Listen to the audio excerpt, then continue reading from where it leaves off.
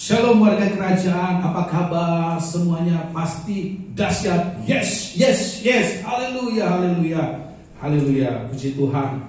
Saya akan membahas tentang iman sebesar biji sesawi. Kita baca dulu firman Tuhan di Matius 17 ayat 20. Ia berkata kepada mereka, karena kamu kurang percaya, sebab aku berkata kepadamu, sesungguhnya sekiranya kamu mempunyai iman sebesar biji sesawi saja, kamu dapat berkata kepada gunung ini, pindah di tempat yang sana, maka gunung ini akan pindah, dan takkan ada yang mustahil bagimu. Amin. Nah, arti biji sesawi dalam bahasa Yunani, saudara, sinepeos, biji tanaman yang sangat kecil, tetapi jika tumbuh bisa menjadi tanaman yang cukup besar. Saudara, biji sesawi itu panjangnya kurang lebih 1 sampai 2 mm.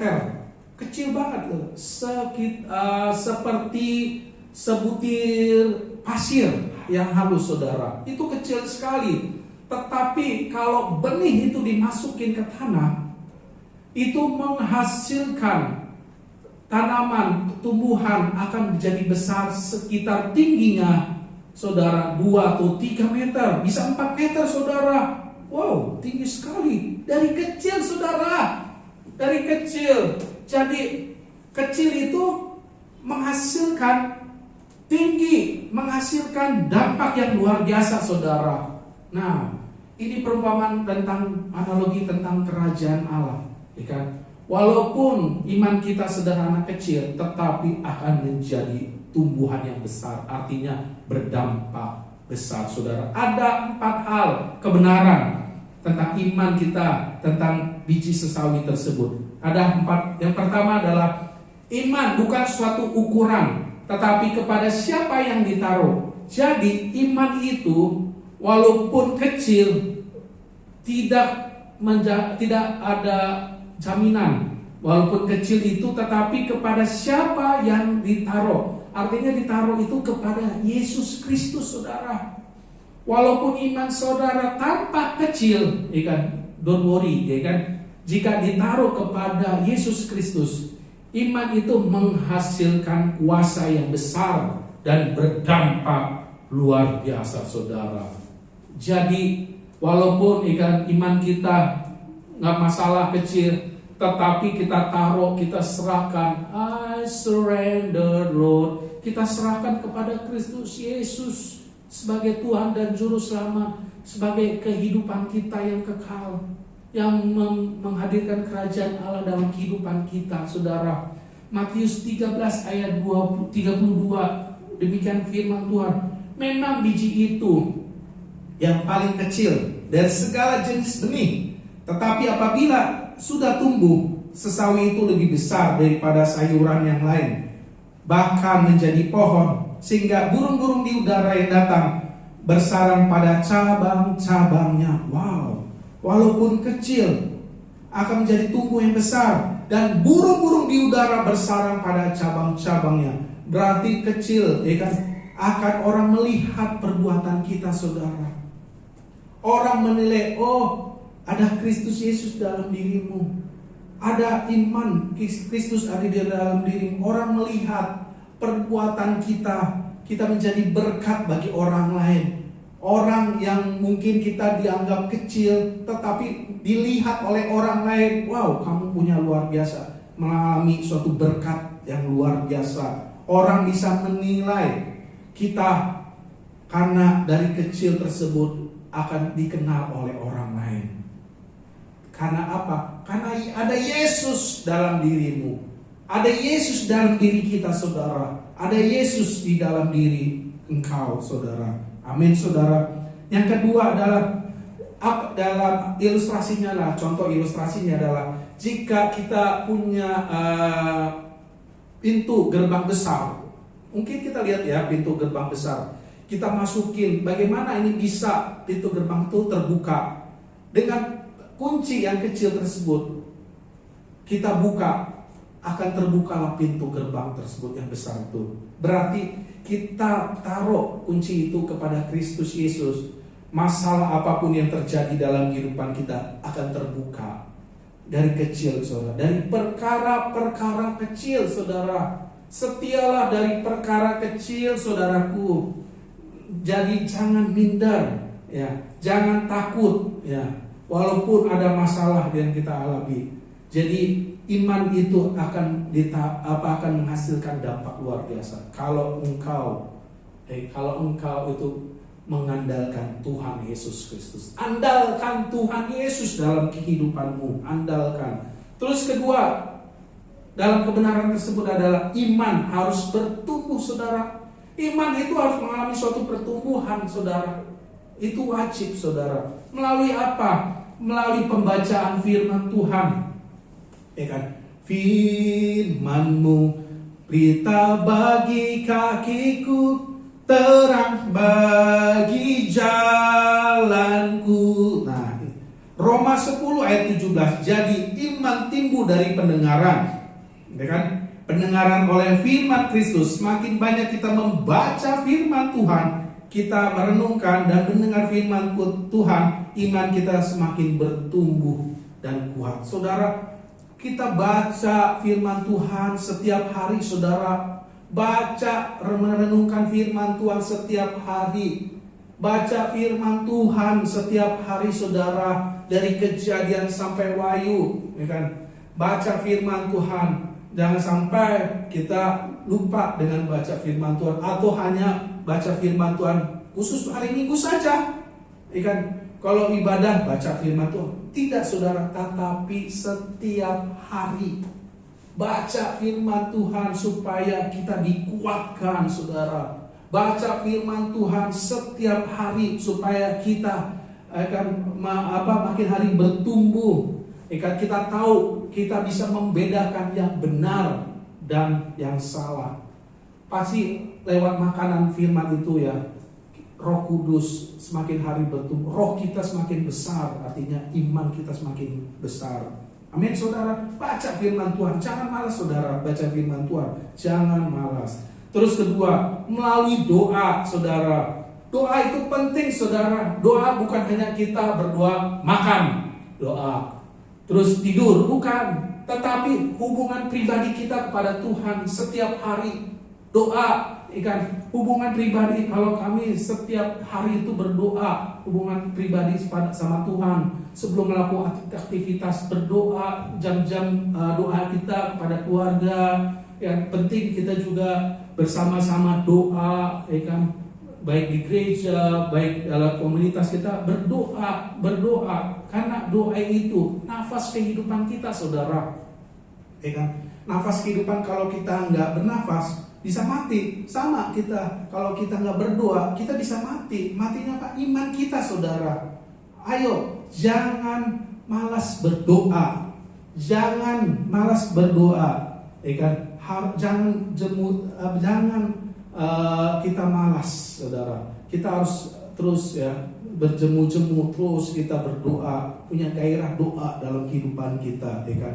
Terus ketiga, persekutuan orang percaya. Wow, kita penting, saudara, lewat persekutuan orang percaya supaya kita bertumbuh. Lewat apa? Lewat komunitas sel, lewat ibadah kita, supaya kita diberikan kekuatan. Ibrani 10 ayat 25, janganlah kita menjauhkan diri dari pertemuan-pertemuan ibadah kita seperti yang dibiasakan oleh beberapa orang, tetapi marilah kita saling menasihati dan semakin giat melakukan menjelang hari Tuhan yang mendekat. Berarti pertemuan ibadah itu mengandung janji itu, saudara. Ibadah itu mengandung janji kehidupan kekal, saudara. Kan? Komunitas lewat orang percaya, kita saling menasihati, saling didoakan, mendoakan, yang terutama dimuridkan, saudara. Kita nggak bisa sendiri, saudara. Nggak bisa, saudara. Kalau kita sendiri, bagaimana? Kita butuh orang-orang percaya, saudara. Karena kita sebagai orang yang percaya, sebagai manusia, kita manusia itu butuh orang lain, bukan makhluk individu, tapi makhluk orang lain, artinya makhluk sosial, kan? Kita didoakan oleh mentor kita, kakak rohani kita yang belum punya kakak rohani atau bapak rohani, ayo harus punya, saudara, supaya kita diarahkan iman kita semakin hari bertumbuh, saudara, ya kan, bertumbuh semakin kuat, akar yang kuat, ya kan. Kita harus memiliki akar yang kuat, artinya pengajaran yang kuat, saudara, supaya kita tidak diombang-ambing dengan pengajaran yang palsu, pengajaran yang salah, ya kan. Kalau kita mengerti firman Tuhan, kita percaya lewat persekutuan di dalam Kristus Yesus, kita tidak diombang-ambing kepada pengajaran yang salah, saudara. Kerajaan Allah itu menghasilkan buah dalam kehidupan kita. Ketiga, iman menghasilkan kuasa, saudara. Yesus berkata, gunung pun akan pindah. Gunung itu bukan hanya kita secara fisik, saudara. Fisik, bukan. Tetapi masalah problema kita, ya kan, secara harafiah itu kesulitan kita dalam Matius 17 ayat 20. Bukan, saudara, bukan hanya secara fisik, bukan fisik itu, tetapi bagaimana masalah kita dipindahkan, masalah kita diatasi, ya kan? Masalah kita dibenerin gitu loh. Karena apa? Kita harus mengaktifkan aplikasi kita. Kita harus aktifkan, saudara. Aktifkan. Iman itu harus dipenuhi dengan Roh Kudus supaya menghasilkan kuasa, saudara. Harus aktifkan, saudara. Harus aktifkan berarti kita lakukan setiap hari, ya kan? Bukan hanya ibadah minggu, tetapi setiap hari kita aktifkan Roh Kudus di dalam kehidupan kita, mengarahkan kita, ya kan? Roh Kudus menegur kita, membimbing kita ke jalan yang benar. Penting, saudara, pasti iman kita menghasilkan kuasa, dampak karena dipenuhi dengan Roh Kudus. Amin, saudara. Nah, penting bagi kita. Nampak yang terpenting adalah iman harus dinyatakan dalam perkataan dan tindakan. Perkataan apa? Perkataan firman Tuhan, logos, firman Tuhan. Markus 11 ayat 23 berkata bahwa siapa yang berkata kepada gunung dan tidak bimbang dalam hatinya, maka apa yang katakan terjadi. Perkataan yang penuh iman memiliki kuasa. Saudara, perkataan itu penting, saudara. Itu penuh kuasa. Makanya hati-hati lewat perkataan. Kalau perkataan kita salah, pasti tindakan kita salah. Kalau perkataan kita lemah, pasti kita akan lemah.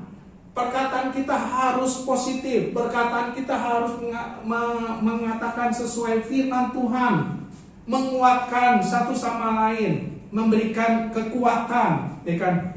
Penting bagi kita perkataan itu. Kalau kita misalnya ada masalah, Tuhan, aku bisa, aku sembuh kalau sakit, aku sembuh Tuhan, aku bisa mengatasi masalah ini, menghadapi kesulitan terjadi dalam diri saya, aku bisa,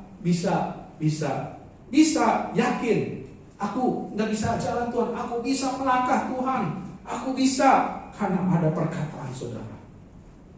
Misalnya kita menghadapi suatu pergumulan apapun, bisa dalam nama Tuhan Yesus, aku bisa mengatasi tersebut. Karena ada perkataan, saudara, firman kebenaran, ya. Terus kedua, tindakan. Itu penting bagi kita. Kalau kita sudah memperkatakan firman, harus kita bertindak, saudara. Sama kami waktu dulu mengambil rumah gitu, waktu tahun 2019. Dulu saya perkataan, saya punya rumah. Tapi setelah itu saya yakin Tuhan yang menolong, saudara. Tuhan menolong. Akhirnya bertindak, tapi ya bertindak, melangkah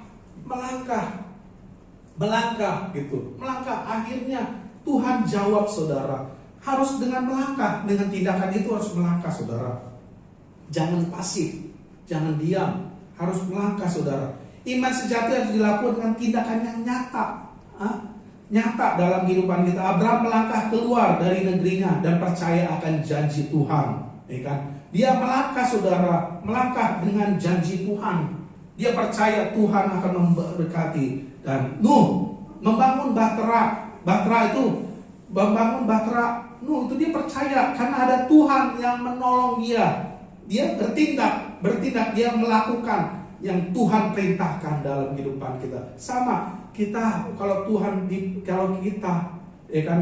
raja, ya kan, berkata kepada kita, atau Tuhan Yesus Kristus berkata, kita harus bertindak, saudara, melangkah, Jangan takut saudara, sebab Tuhan akan menyertai engkau. Semua itu karena ada perkataan dan tindakan. Ayo saudara, kita percaya Tuhan yang selalu menolong kehidupan kita, dalam kehidupan kita sehari-hari. Jangan takut saudara, karena Tuhan yang menuntun kehidupan kita, Tuhan yang memberikan kita kekuatan, dan kita percaya Tuhan akan menolong. Ada ilustrasi di luar biasa. Penutup ilustrasi adalah ada seorang anak kecil yang sedang berjalan bersama ayahnya melewati ladang, dan anak itu membawa segenggam biji sesawi. Dia melihat agak aneh, biji sawi itu kecil, bahkan hampir tidak terlihat telapak tangannya. Lalu ia berkata kepada ayahnya atau papanya, "Pak, apa gunanya biji sesawi ini?"